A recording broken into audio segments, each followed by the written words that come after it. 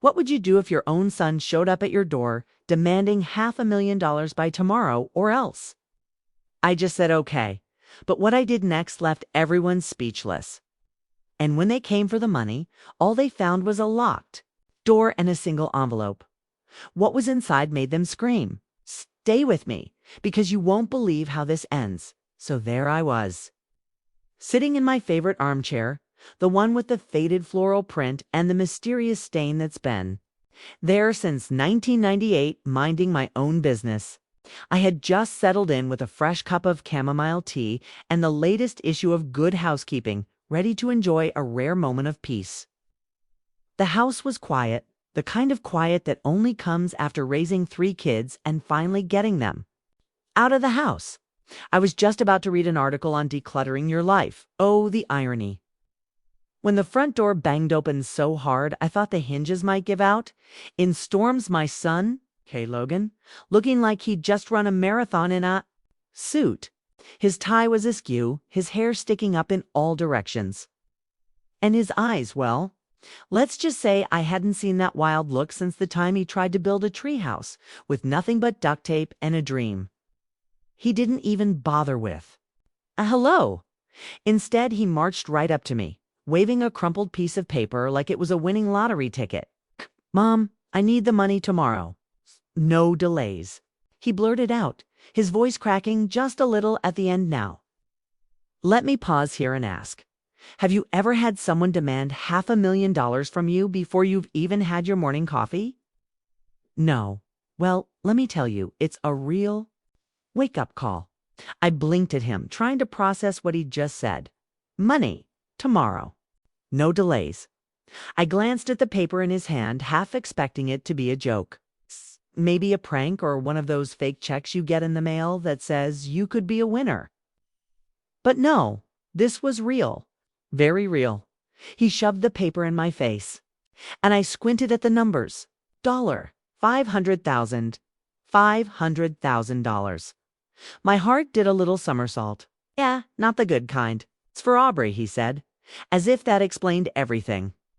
Aubrey, his wife of 3 years, who I liked well enough, but who had a knack for getting into trouble that would make Lucy Ricardo look like a saint.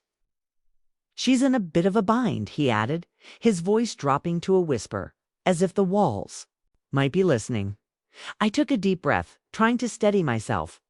I looked at Logan, my baby, my firstborn, the boy who once cried because he thought the moon was following him home.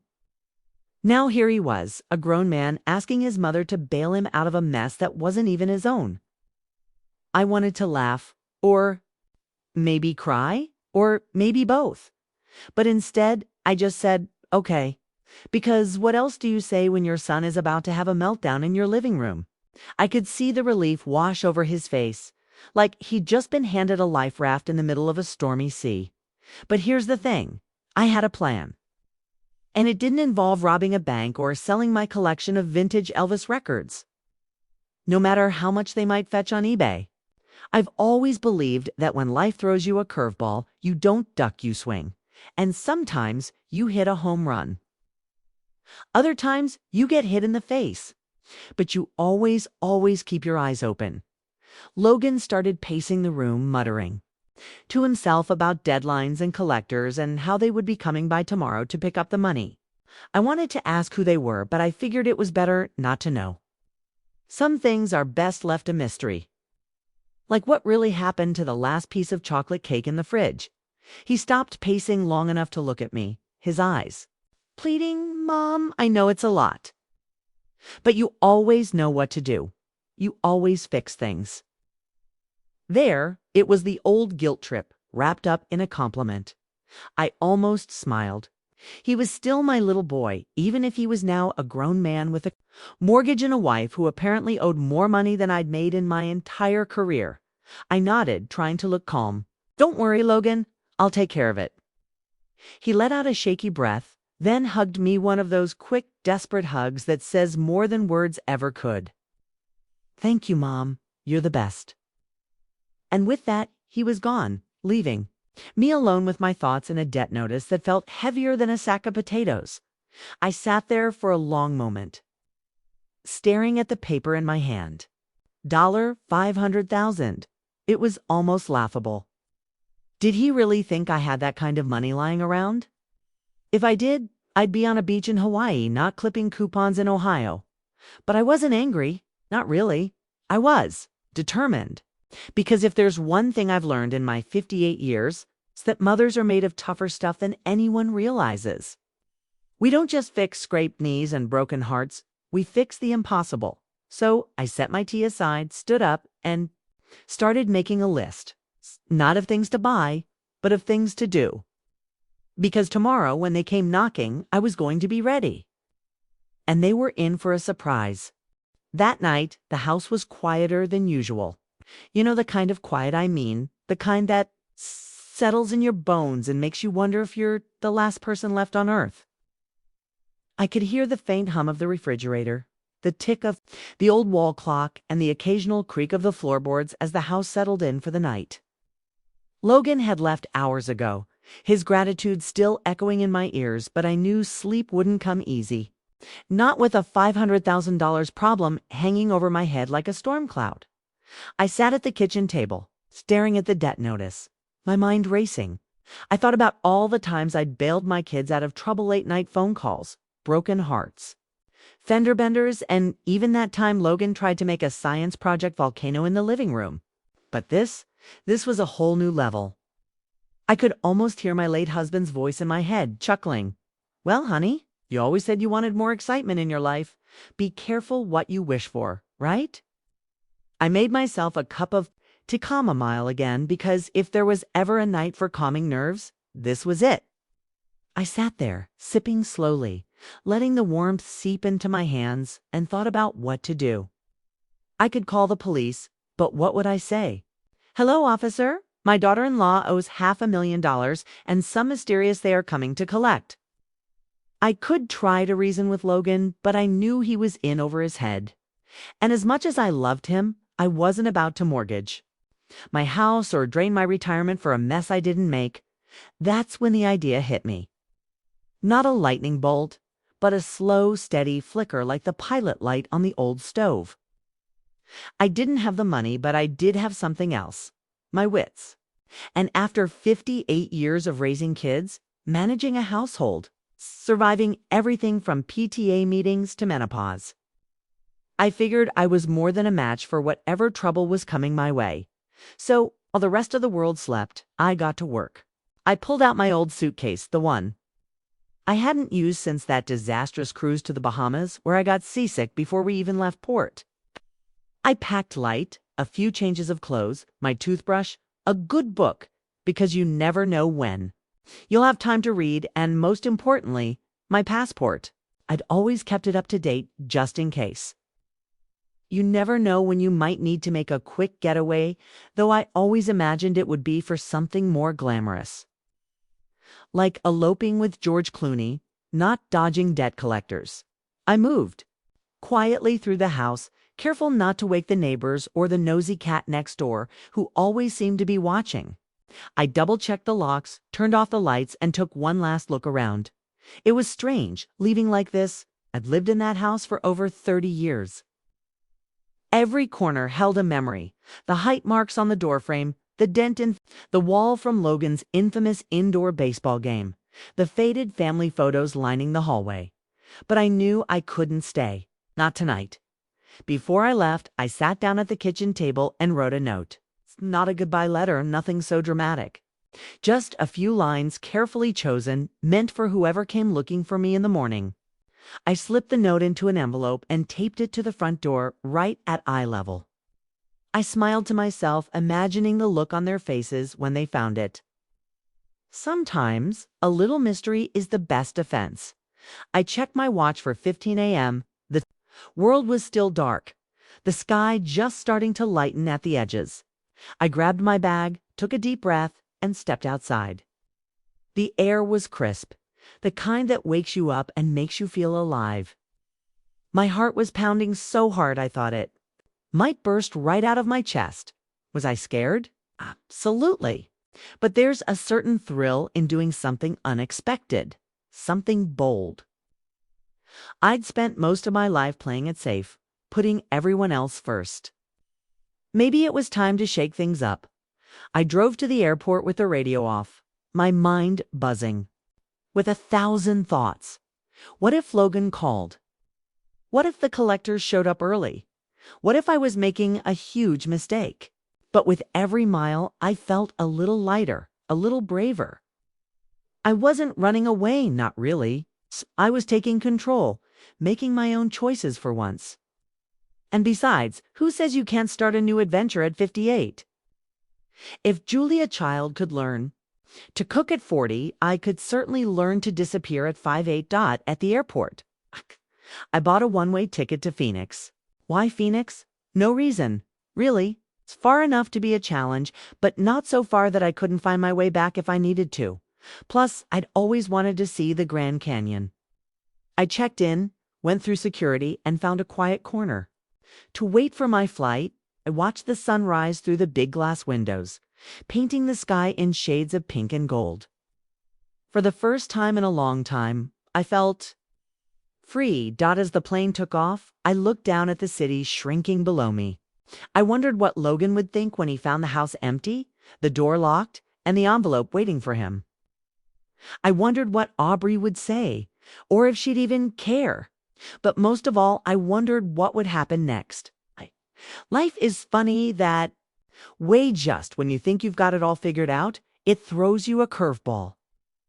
But maybe, just maybe, that's when the real adventure begins. The morning sun was barely peeking over the rooftops when Logan and Aubrey pulled up in front of my house, their car screeching to a halt like they were late for the last train out of town. I can only imagine the conversation they'd had on the way over, Logan probably wringing his hands, Aubrey tapping her foot. Both of them convinced that I'd be waiting inside with a neat stack of cash and maybe a plate of my famous lemon bars. After all, wasn't that what mothers were for? To fix everything no matter how impossible. But as they stepped out of the car, the first thing they noticed was the silence. No lights on, no coffee brewing, no familiar figure waving from the window. It's the locked front door and, taped right at eye level, a single white envelope fluttering. In the breeze. Now, let's pause for a second. If you were in their shoes, what would you do? Would you panic, thinking something terrible had happened? Would you call the police, convinced I'd been kidnapped by a roving band of bingo enthusiasts? Or would you do what Logan did, march right up to the door, snatch the envelope, and rip it open, hoping for a miracle? I suppose it's human nature to hope for the best, even when you know deep down that the best is probably too much to ask for. Logan's hands were shaking as he tore open the envelope, Aubrey hovering behind him, her eyes darting nervously up and down the street. Inside, they found a single sheet of paper, folded neatly in half. No check, no cash, no secret map to buried treasure. Just my handwriting, steady and calm, as if I were writing out a grocery list instead of dropping a bombshell. Dear Logan and Aubrey, the note began. If you're reading this, I'm already gone. No, I haven't run off with the pool boy, though, at this point. It's not the worst idea I've ever had. I know you came here expecting a miracle, but sometimes the only miracle is learning to stand on your own 2 feet. I love you both, but I can't fix this for you. It's time for you to face the music. TOGETHERPS. The only thing you'll find in my safe is a half-eaten Snickers bar and a stack of old bingo cards. Good luck. Love, Mom, Janet. For a moment, there was silence. The kind of silence that fills a room and presses in on your chest, making it hard to breathe. Then, as the words sank in, Aubrey let out a strangled gasp, her hand flying to her mouth. Logan just stared at the note, his face pale, his eyes wide with disbelief. She's gone, he stammered, as if the idea was too much to process. Aubrey, never one to keep her feelings to herself, let out a scream-a-hi. Sharp sound that sent a flock of birds scattering from the neighbor's tree. They stood there, frozen, as the reality of the situation hit them. No money, no rescue, no easy way out. Just the two of them standing on the porch of a locked house, holding a note that might as well have been a ticking time bomb. I can only imagine the thoughts racing through their heads. Panic, fear, maybe even a little anger. After all, wasn't I supposed to be the dependable one? The fixer? The one who always had a solution, no matter how big the problem. But here's the thing. Sometimes, the best thing you can do for the people you love is to let them figure things out for themselves. It's not easy, believe me, I know. Every instinct in my body wanted to swoop in and save the day, to make everything right with a wave of my magic mom wand. But I also knew that if I kept bailing them out, they'd never learn to swim on their own, and as much as it hurt, I had to let them sink or swim this time. Logan tried the door, rattling the handle as if sheer determination might make it open. But I'd locked it tight, and the only key was tucked safely in my purse, somewhere over the Midwest by now. Aubrey started pacing, her heels clicking angrily on the porch, muttering about how this wasn't supposed to happen and what are we going to do now? Logan just stood there, staring at the note, his shoulders slumping as the weight of the situation settled on him. I wish I could have seen their faces just for a moment. Not out of spite, but because I wanted them to understand, really see that sometimes love means stepping back, even when every part of you wants to step in. I hope they'd realize that the real inheritance I was leaving them wasn't money, but a lesson, that they were stronger than they thought, and that they could get through this together. They tried. As the minutes ticked by, the reality of their predicament became clear. There would be no easy fix, no last-minute save. So they'd have to face the collectors, the consequences, and each other. Maybe they'd fight, maybe they'd cry, maybe they'd even blame me for a while. But eventually, I hoped, they'd realize that this was their problem to solve and that they had everything they needed to do it. And as for me, well, I was already halfway to Phoenix, watching the clouds drift by and wondering what adventures awaited me next. For the first time in years, I felt a sense of peace, a quiet certainty that I'd done the right thing, even if it wasn't the easy thing. Because sometimes the bravest thing you can do is let go.